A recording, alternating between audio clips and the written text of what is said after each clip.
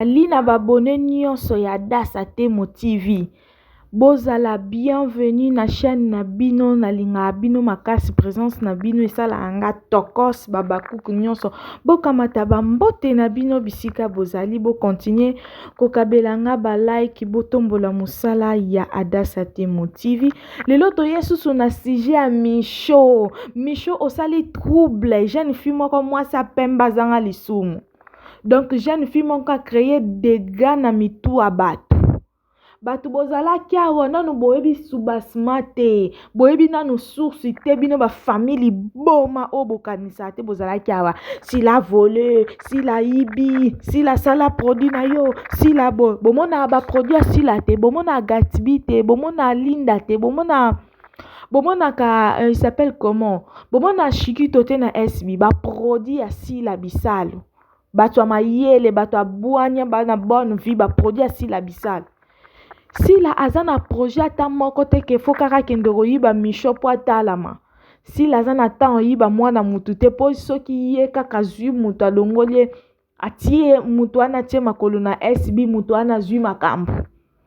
bo comprendre bozala kiawa si la ibi Micho si la ibi Micho si la pona nini okoko yiba Micho pa yaya wana boye na boye baki suksi te biso tolinga ate mbala moko ka soki likambo ezali foto ya koyebisa bino na suksi totika bino na bobimisa po biso to atake bino lelo bomoni bopesi nga raison lelo bomoni source ya Micho kolongwa na chaîne ya yaya wana eza cause ya leki na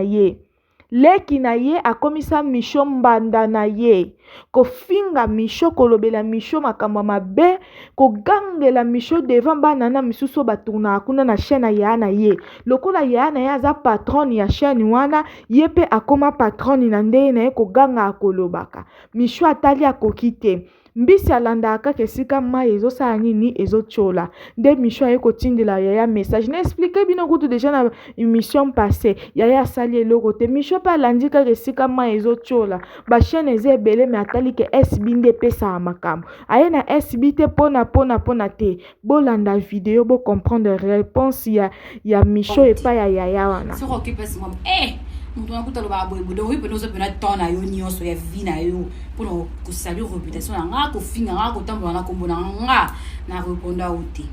mais oyo osenganga pardon na coulisse ero banda ofinga nga balabala banda oyoka banda ofinga nga public bobe banda oyoka o sikono ero osenganga pardon oyo na obata mapwani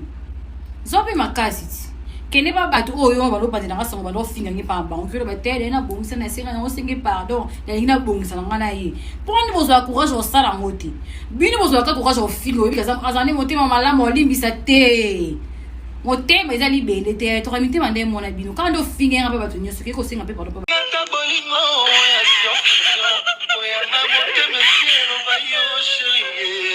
ya osala mabe donc leki ya yaya okanisaka chaîne eza ya yo lokwa bino mibale boza ba fondatrice ya chaîne na bino boza autorité bofingaka bato nyonso bokanisa mitema bato misusu ezala mabende te lokola Micho asali yo très bien po bato nyonso bakanisa kaka ke cause ya bamakambo na bino ezala asila okolala presque alali alamuki boye peut-être basemeki na ye akala bakamaradi ne akala bafingi ye ale bakosani na babakuku oyo eza sida ale susu oyo bovai na bino bozwani baproblème na bino kuna entre bino Micho adeside na ye abima landi esika mai ezochola osila mabe sila yibaki sila asalaki siko ndenge Micho ye moko botali ba vidéo ya ye koloba vous avez compris bo comprendre loko c'est pas ça nde eza bongo Micho aswana na leka yaya abenga yaya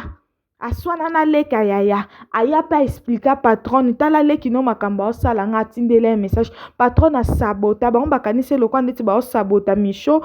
okende sika te ozalaka wana bandolelela bango Micho atali pe bino mutu bolakisanga musala merci mais eza pe na ba production mususu kuna ezosenga nga pe na kende ko intervenir akei alandi kaka sika ma ezochola Micho na SB soyez le bienvenu to yambio na sengo makasi biso mo babaku tolobi tikala pesa biso musala toze tozozela musala na yo bozala branche tozozela kaka musala na yo misho lakisa biso musala donc